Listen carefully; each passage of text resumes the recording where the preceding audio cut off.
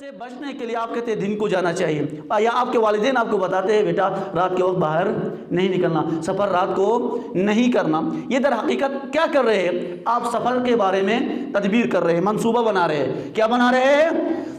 سفر کے بارے میں منصوبہ بنا رہے ہیں۔ میں دن کو نکلوں گا، اس گاڑی میں نکلوں گا تو کوئی خطرہ نہیں ہوگا، میرے ساتھ کوئی بڑا بھی ہوتا کہ مجھے کوئی مشکل پیش نہ آئے، اکیلے نہ نکلوں۔ یہ ساری چیزیں کیا ہے؟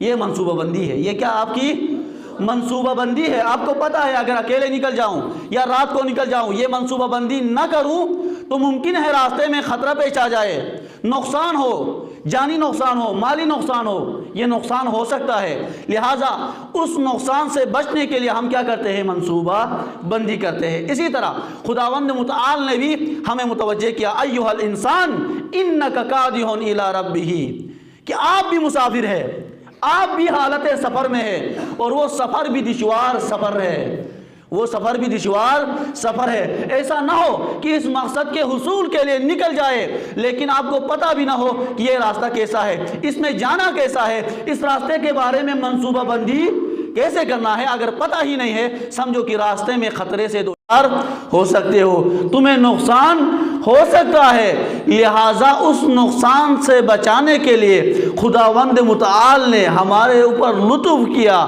ہمیں خود منصوبہ بنانے کی زحمت بھی نہیں دی، بلکہ خداوند متعال نے خود منصوبہ بنایا، خود طریقہ بتایا، خود سسٹم بنایا کہ اے انسان فقط آپ نے اس کو اپنانا ہے۔ اس کو کیا کرنا ہے؟ اپنانا ہے۔ منصوبہ میں بتاتا ہوں، طریقہ میں بتاتا ہوں، آپ نے اس طریقے پہ چلتے ہوئے، اس منصوبے پہ چلتے ہوئے، اس راستے پہ چلتے ہوئے اپنے آپ کو محفوظ بنا کے، اپنے آپ کو محفوظ بنا کے اپنے مقصد تک جا سکتے ہو۔ اور وہ تدبیر اور وہ منصوبہ، اس منصوبے کا نام کیا ہے؟ تقویٰ ہے۔ کیا ہے؟ تقویٰ ہے۔ جس طرح آپ کو سفر کرتے ہوئے منصوبہ بنانا پڑتا ہے، اسی طرح اس منصوبے کا کیا نام ہے؟ اس حفاظتی تدبیر کا کیا نام ہے؟ تقویٰ ہے۔ اور خداوند متعال اپنی لاریب کتاب کے اندر متعدد بار یہ حکم دے رہا ہے کہ انسانوں، اے مومنوں، اے ایمان کے دعوے داروں، تقویٰ اختیار کرو۔ کیا اختیار کرو؟ تقویٰ اختیار کرو۔ اگر آپ تقویٰ اختیار کریں گے تو اپنے آپ کو محفوظ بنا سکیں۔ اور عرض ہوا یہ تقویٰ، ہم اگلا سوال ہم یہ کریں گے، خداوند متعال جو اتنا تاکید فرمایا ہے کہ آپ نے تقویٰ اختیار کرنا ہے، ہم تقویٰ اپنے اندر پیدا کیسے کریں؟ ہم تقویٰ اپنے اندر پیدا کیسے کریں؟ اپنے وجود کے اندر تقویٰ کیسے جاگزین کریں؟ اب ہمیں تو پتہ چلا کہ تقویٰ کی اہمیت کیا ہے، تقویٰ ہمارے لیے اہم کتنا ہے، ہمارے لیے لازمی کتنا ہے تقویٰ، ہمیں تو پتہ چلا۔ اب سوال یہ پیدا ہوتا ہے، یہ تقویٰ ہم اپنے اندر پیدا کیسے کریں؟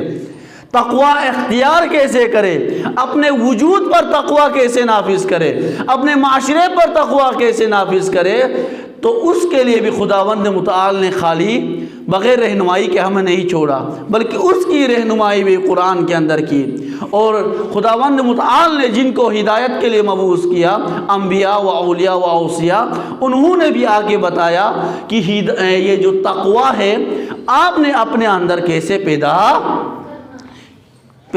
پیدا کرنا ہے۔ ان عوامل میں سے بہت ساری چیزیں خداوند متعال نے اپنی لاریب کتاب کے اندر ہمیں بتائی ہے۔ ان میں سے ایک چیز جس کے ذریعے سے ہم تقویٰ کے قریب ہو سکتے ہیں، تقویٰ اپنے اندر پیدا کر سکتے ہیں اور برائی سے بچ سکتے ہیں، تقویٰ کے قریب پہنچ سکتے ہیں، ان میں سے ایک صداقت ہے، سچائی ہے۔ کیا ہے؟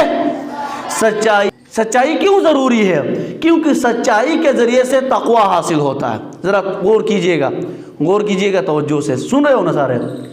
توجہ سے سنیے گا۔ سچائی کیوں ضروری ہے؟ کیونکہ سچائی کے ذریعے سے ہمیں کیا حاصل ہوتا ہے؟ تقویٰ حاصل ہوتا ہے۔ تقویٰ کیوں ضروری ہے؟ کیونکہ ہم مسافر ہیں، یہاں پر کیا ہے؟ دنیا میں مسافر ہے، ہم نے سفر طے کر کے اپنے مقصد تک پہنچنا ہے۔ اس مقصد تک پہنچنے کے لیے ہمیں تقویٰ کی ضرورت ہے، اور یہ تقویٰ صداقت کے ذریعے سے، سچائی کے ذریعے سے، جن کے ذریعے سے تقویٰ حاصل ہوتا ہے، ان میں سے ایک کیا ہے؟ صداقت ہے، سچائی ہے۔ ایک حدیث جو امام جعفر صادق علیہ السلام سے ہے، من صدق لسانہ زکا عملہ، جو سچ بولتا ہے، جو صداقت کے راستے پہ چلتا ہے، جو سچا ہوتا ہے، اس کا عمل پاکیزہ ہوتا ہے، اس کا عمل کیا ہو جاتا ہے؟ پاکیزہ ہوتا ہے۔ وہ پاکیزہ شخص کی علامت ہے۔ جو جھوٹ بولتا ہے کبھی بھی پاکیزہ نہیں ہو سکتا۔ پاکیزہ شخص کون ہے؟ جو سچ بولتا ہے۔ جو کیا بولتا ہے؟ سچ بولنے والے پر ہمیں یقین کرنا چاہیے کہ یہ پاکیزہ شخص ہے۔ یہ کیا ہے؟ پاکیزہ شخص ہے۔ جو سچ بولتا ہے، امام جعفر صادق علیہ السلام فرماتے ہیں کہ جو سچ بولتا ہے یقین جانیے کہ وہ پاکیزہ بھی ہے۔ وہ کیا ہے؟ پاکیزہ بھی ہے۔ ایک دعا گو ہے خداوند متعال ہمیں سچا بننے کی توفیق عطا فرمائے اور ہمیں متقی بننے کی توفیق عطا فرمائے۔ ہمیں اسلام کے سائے میں، دین کے سائے میں، تعلیمات اہل بیت کے سائے میں زندگی گزارنے کی توفیق عطا فرمائے۔